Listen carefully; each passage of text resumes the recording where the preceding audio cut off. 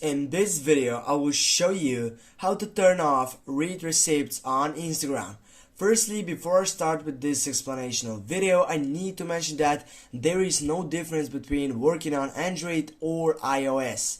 Firstly, this is something which is so important to know, and you need to go first into the profile section on your account.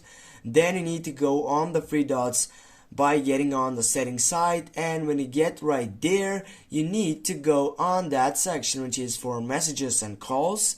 Firstly, go for messages and calls, or simply if you go on messages, here it will shows up just the controls on your side.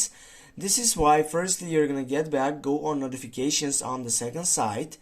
Right after that, you're gonna go on that section messages and calls, and right here you're gonna find out the light option on that setup, which is on the first side, which is message requests. Now what you need to select on that side, you need simply to go, and if it's like this one, you need to go for turn off.